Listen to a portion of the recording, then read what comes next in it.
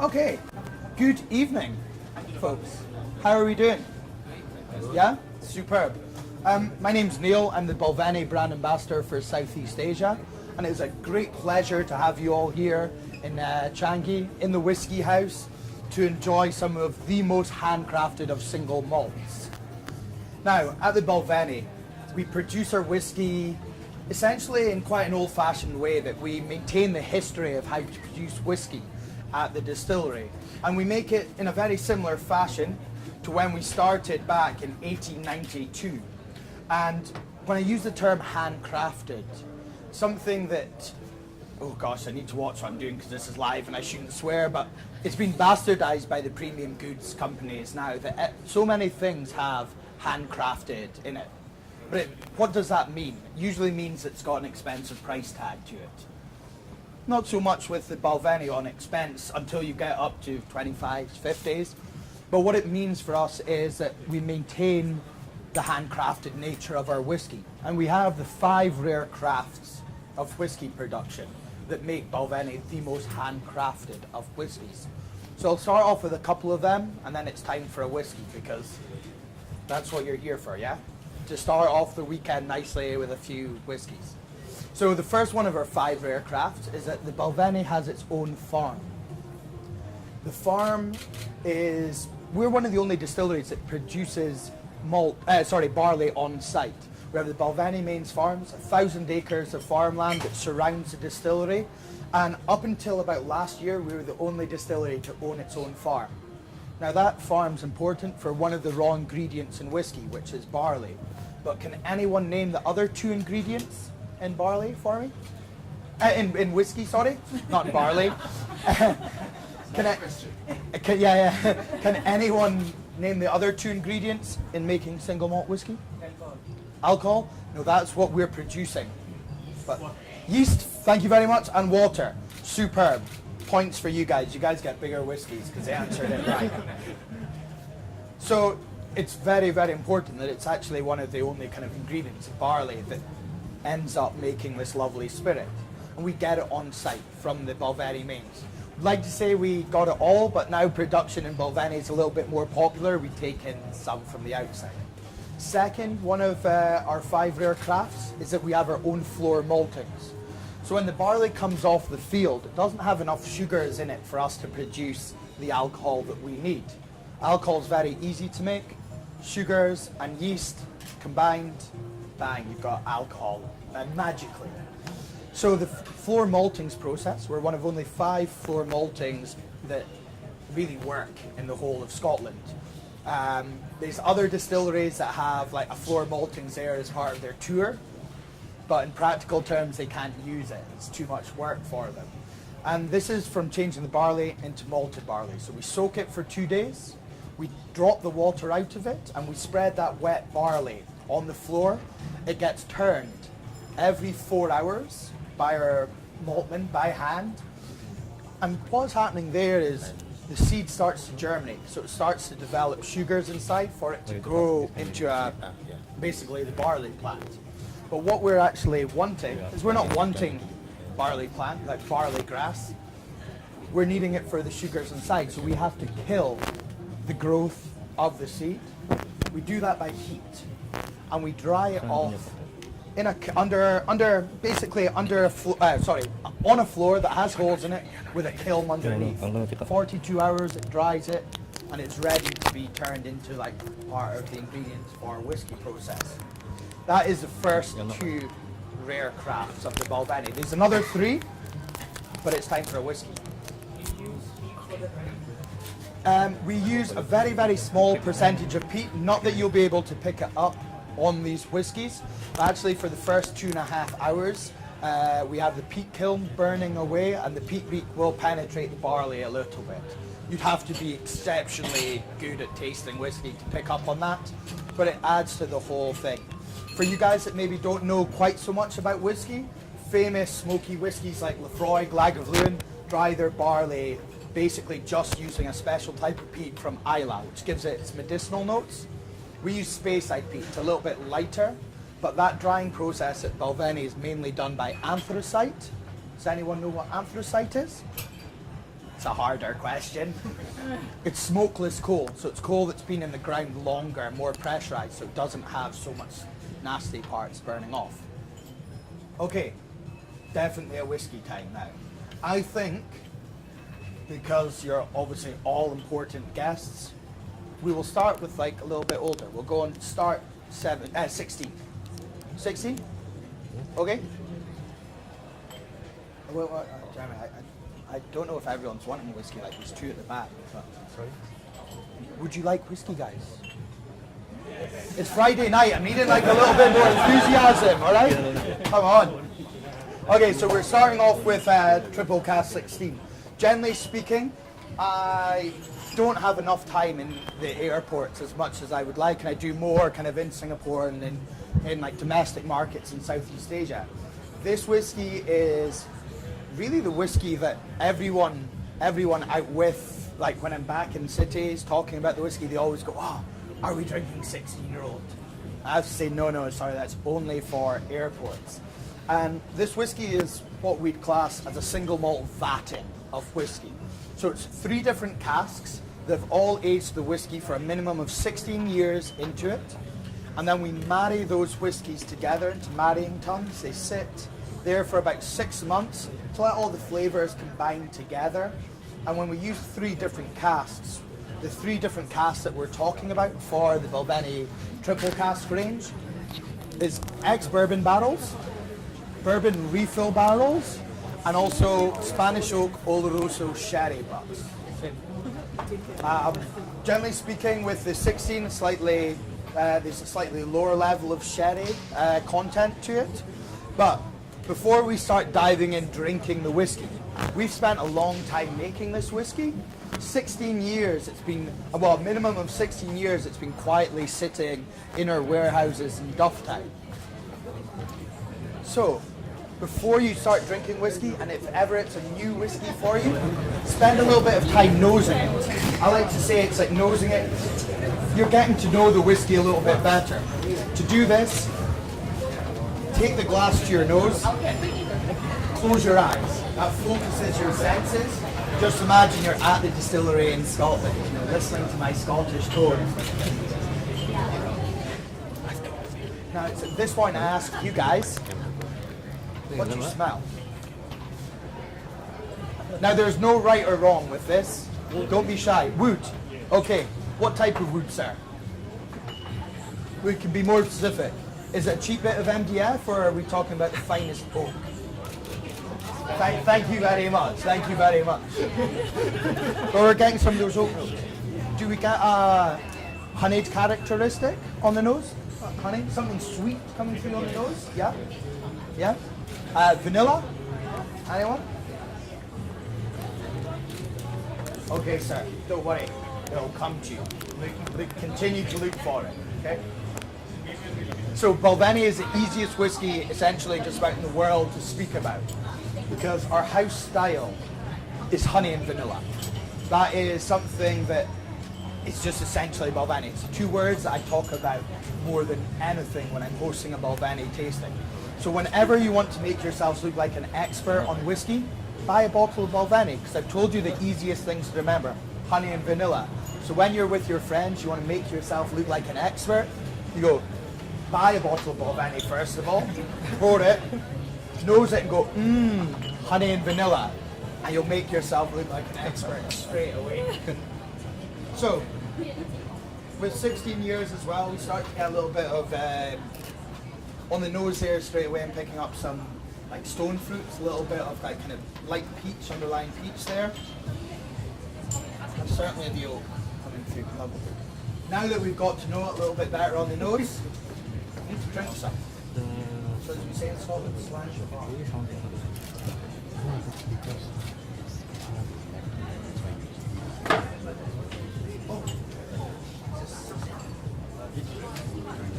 Okay, yes. Now, what we notice with Balvenie, if we do like our whiskies, is that the alcohol is slightly on the more delicate side. It makes it very easy, very Moorish to drink. And we don't have this kind of robust bang hit of alcohol there it just tingles away quite nicely. It plays around in the mouth. And those nosing notes of that honey and vanilla that we got at the start from smelling really resonates in the mouth. We get a lot more sweetness that has a great long play in it. Also, we have the tingling of the oak spices coming through. And with the 16, what we notice is it keeps on going in the mouth. It keeps on playing. And it's real great value for money that stays in your mouth. So as you're sipping and enjoying that whiskey responsibly, we need to talk about the third one of our 5 rare crafts. Remember, Balvenie, the most handcrafted of single malts. Now, the third one of our rare crafts is a gentleman called Dennis McBain. He's our coppersmith. He is the longest serving member of staff within the William Grant & Sons team. He's worked for us now for 58 years. I don't know about you guys, but I've struggled to hold a job down for 58 hours, let alone 58 years. And as a coppersmith, he maintains our stills. Single malt Scotch whisky is distilled in copper pot stills. Each distillery has a different size and shape of stills, and that gives us the real building blocks to our whisky. So the shape of our stills at Balvenie give us that honeyed characteristic, that sweet style of spirit on our whisky. It's very important for that honeyed characteristic. Now, I think it's time for another whiskey because I see some empty glasses. And we need to bump. All the stuff we're drinking just now is only for airport markets. So we're finer to get from the whiskey house in DFS. Yes, but I will talk to you about that at the end once I'm not mic'd.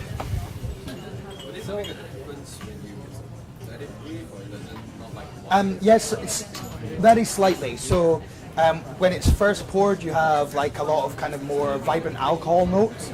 But as they dissipate, you'll start to pick up some more.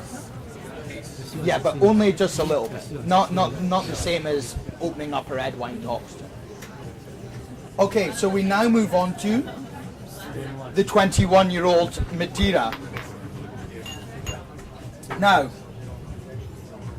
pass these around. The 21-year-old Madeira is slightly different to the triple cask because this is a finished whiskey. Now, our malt master was someone that pioneered this, and the Balvenie itself was actually one of the first companies to ever have a finished whiskey. That came from the Balvenie Classic in 1983, that with our malt master's work, we pioneered whole finishing. Now, finishing is a very commonly used term in the whiskey industry now, but what that means is taking the whiskey out of one cask, once it's come to near the end of its aging, and putting it into a different type of oak cask to tweak, to change the flavour. We only do this for a short period of time at the Balvenie because we don't want to mask the hard work that's gone before. So the 21-year-old Madeira spends 21 years of its life in ex-bourbon barrels, and then we take it out of those ex-bourbon barrels and we put it into Madeira barrels. Now, Madeira is a fortified wine made just off of the coast of Africa. Essentially, it's a Portuguese colony. And what happens is when you fill the barrels with Madeira, the Madeira wine is left to age in the oak barrels under the sun. Heats up the wine, almost cooks it, but that penetrates into the oak cask. After 1 year of sitting down in Madeira with that wine penetrating the oak, we empty out the Madeira, ship the barrels up to Scotland in Dufftown. We put 21-year-old Balvenie into those, and then it finishes in there for roughly about 6 months till we get this beautiful whiskey that you have in front of you. What's the cost of 2116? Sir, that's an exceptionally good question. Price? I don't know. But if I duck down, you should be able to see them behind me. I'm a bit of a big unit to hide those prices, you know, but exceptional prices here in DFS. So, I challenge you guys again. What do you smell in the glass of this whiskey? What flavours? Try one of those. Oakiness? Madeira. You guys drinking Madeira? Still the honey. Thank you very much, sir. You've saved the group here because I was away to start shouting at everyone. What did I say? The Balvenie, the most easiest of whiskies to talk about. Vanilla, honey, comes through all the time. It's our house style, something that our malt masters pioneered for such a long time. Anything else on this whiskey? We're just going honey vanilla again, a little bit of like different style of like spices. It's not, it's an older whiskey. The alcohol's softened a little bit. Get like slight violet notes coming through on this today. It's maybe because the glasses aren't very clean. But what have you been polishing the glasses with? But honestly, with nosings, tastings, what we write on the back of the bottle is just to give you like a little bit of an indicator. Our noses in Scotland have developed, our olfactual senses have developed very differently to you guys here in Singapore. Use the term Mama's home cooking in Scotland is very different to Mama's home cooking here in Singapore. I wasn't eating laksa, you know, when I was growing up. I didn't have all that. So what you kind of smell, what you know can be very different to what I might know. So never be shy of like thinking about something. Now let's drink. Does this presentation come with bed? Bang, we've got lovely dryness coming through from the casks that have had Madeira in it. Like a finish like you'd get on a dry white wine. The oakiness starts to dry your mouth out, you start to salivate. A lovely long big play, that honey and vanilla's tingling around in the mouth. But it's the extra 5 years has softened it a little bit more, but made it a lot more richer on those oak spices. Cost exponentially high. Sorry? That 5 years has costed more than the 6 years. Sir, if you're sitting on an investment for an extra 5 years, you're looking for a considerable more back. But also, during that time, we have a thing called the angel's share, that when you age spirits in oak casks, a little bit evaporates off. It slows down after 12 years, but it still gets less and less and less. So essentially, it's a rarer product. There's less going into the original production. I think it's fair if it costs a little bit more money. Yeah? Yeah.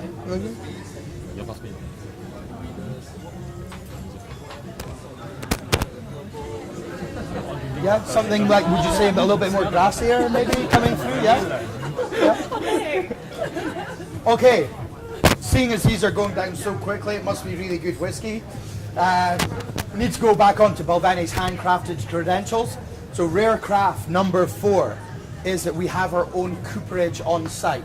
Does anyone know what our cooperage does? A cooperage is where, yes sir. That might be another description for something else.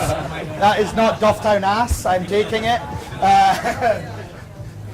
Our cooperage is, a cooperage is where casks are made.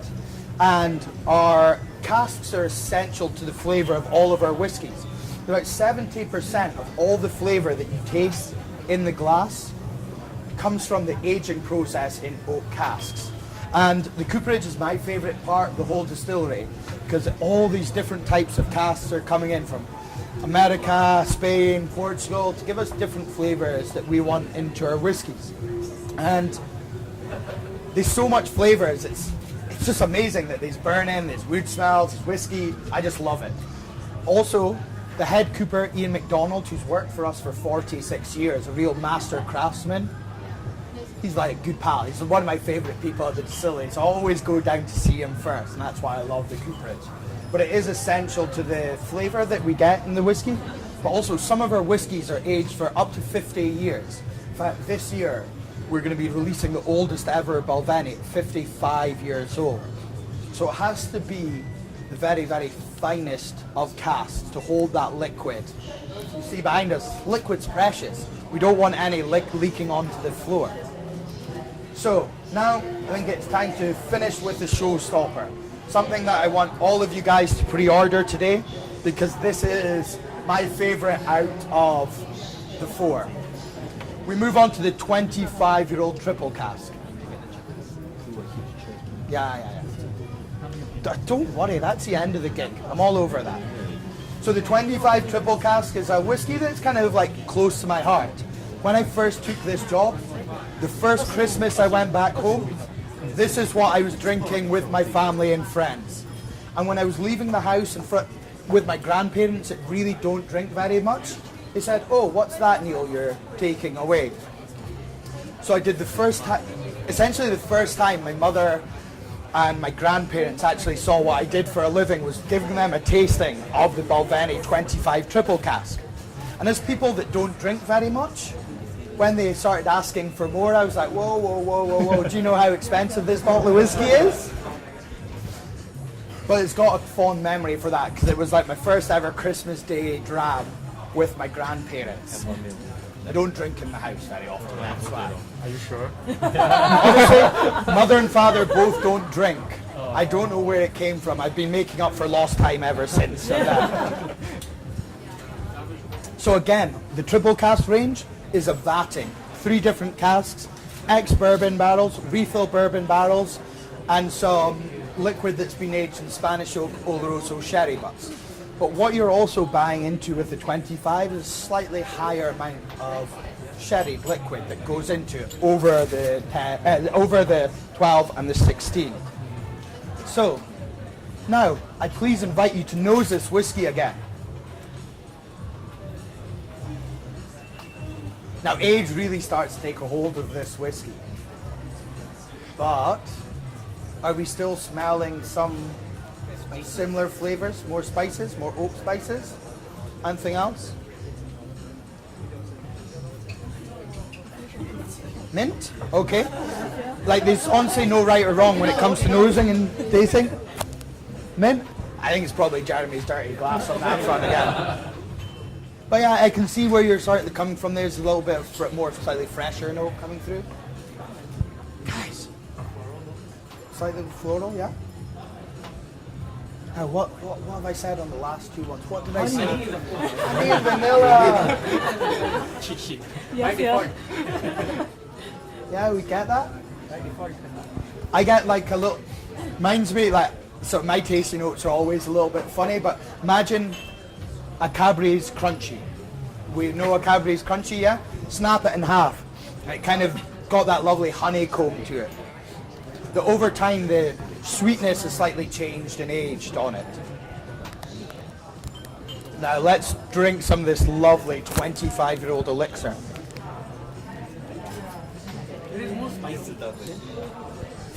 So what we find over time is as the spirit is sitting in the oak, you will start to get more oak spice notes. You will get to get that tingling on the tongue from more spice notes. But again, we have like a sweeter whiskey than like most. That honey characteristics there, but it's changed. It's gotten to a little bit more richer, robuster kind of honey. It's like aged honey almost. More caramel, toffee notes. And it just tingles around, lovely. And also at 25 years old, the effects of the alcohol are really mellow. So when you're drinking it, it's really soft, pleasurable, easy drinking whiskey for any time. A lovely whiskey at lunchtime to be sipping on. Lovely whiskey at lunchtime.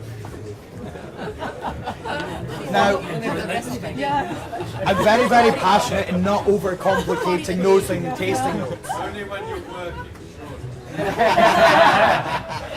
But like nosing and tasting notes, for me, just confuse the consumer. I want to keep it as simple as possible. Don't, you always see some like kind of la-di-da guy going, oh, we're picking up this and that. I'm Scottish and from the northeast of Scotland. I can't talk like that or I'll get bullied when I go back home. So keep it simple. Make whiskey enjoyable for yourself. But with the time that we've spent at the distillery, especially on 25-year-old whiskey, take time to get to know it, nose it, taste it. Try it straight in a glass very similar to this, but hopefully a bigger one because it's kind of whiskey I want to hold in pictures because it makes me look really big and tall. But take time to get to know it. There's no wrong or right way of enjoying your whiskey. As I said, as long as you're drinking it in good company, That's all that matters. So if you want to add ice to it, we're in Singapore, it's roasting hot, that is okay.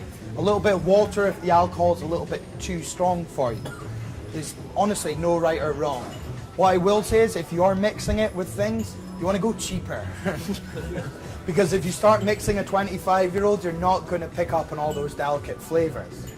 Now, the Balvenie, the most handcrafted of single malts, has one more rare craft to talk about, which is this guy here. That signature is on every single bottle.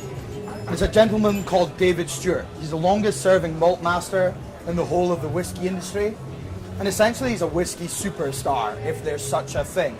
And when he started in 1963, people didn't drink single malt whiskey, they drank blended whiskey. So it wasn't, he learned about blending when he first started at the distillery working under then malt master Hamish Robertson. And he was 17 and Hamish let him nose and try the art of blending. And then 12 years after that, he finally got the master blender's job for the whole of William Grant & Sons. But he's got a soft spot in his heart with Balvenie. And now that he's essentially coming to the twilight of his career, now he's over 70 years old, he only just focuses on the Balvenie brand. That's why his name is on there. But he also pioneered the cask finishing process, which is shown off in the Madeira 21 in this range. That is why his name is on it. That's why the house style of Balvenie is that honey and vanilla, because he maintains that house style. So when you pick up just about any type of Balvenie, hopefully you'll always pick up on that honey and vanilla note, because David takes so long making sure that that shines through with every product that has his name on it. And David Stewart is a huge, huge legend. So we're very, very proud of him. So much so, and not only are we proud of him, but the whiskey industry is proud of him. And so much so that last year he was awarded an MBE from the Queen, which is a huge accolade. It's an honour of chivalry within the British Isles. And when you've done that, it's for services to an industry. And he was the first person of his type, a malt master, to ever be awarded an MBE from the Queen. And if you ever get the chance to meet David, very unassuming, nice gentleman, but a legend. And I spent a week with him a couple of months ago in Singapore and Seoul, and what I learned from him that week amazed me. I just find myself talking about stuff that David told me without really thinking about it. Just an absolute legend with way over 50 years of service to the Balvenie and William Grant & Sons. So that is it. I need to make it short and sweet because I'm getting filmed live. How are you doing, that? Facebook Live. But afterwards, all the juicy questions come, okay? Now, in Scotland, we use a term to say cheers with, which is Slanjavar. It's like a Gaelic term. Irish use it as well. Slanjavar. Now, the problem with Slanjavar is it works very well for a Scottish tongue. It might not necessarily work very well on Asian tongues. Slanjavar is not that hard. I struggle with Asian words, so that's why I say this. So when I raise my glass, I want you guys to all say Slanjavar. But now the secret to saying Slanjavar is if you all say it so loudly, nobody next to you knows you're saying it wrong. So when I raise my glass like this, we go, okay, that's a good warm-up. So we'll do it for real now, but I want to make sure everyone downstairs goes, wow, what the hell's going on upstairs? So, are we ready with glasses? Are we ready with glasses, madam? I know the hashtags are long. Oh, she's not paying any attention to me.